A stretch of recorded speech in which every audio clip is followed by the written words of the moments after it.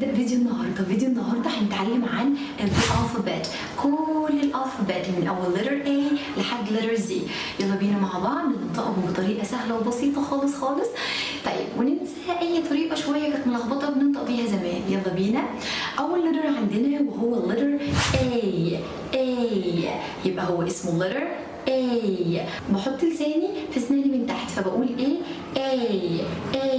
لساني مش بيطلع بره وبوقع فكي A وكأن كده بتقول AY A.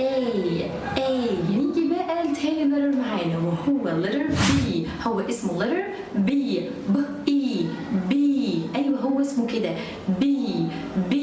يبقى هو اسمه letter B. حاول كده وانت بتنطقه ما تخرجش اي هوا خالص من بقك او تقفل شفايفك على قد ما تقدر. B. اوكي. نيجي بعد كده لليتر سهل جدا وهو الليتر C.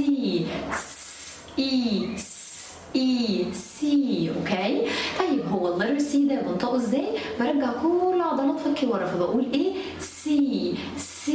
اوكي. نيجي مع بعض للليتر اللي بعد كده وهو الليتر D. تحس كده انت بتتك على حاجه D. اوكي. اهم حاجه وانا بنطق ليتر دي لساني هحطه في الالفيولار ريدج. دي منطقه مشرشره كده في بقك من فوق بنقول ايه دي. اوكي. اهم حاجه نعرفها عن ليتر دي ده ان هو سترونج ليتر قوي جدا. اوكي. فانا بقول ايه دي. اوكي. نيجي بعد كده ليتر E.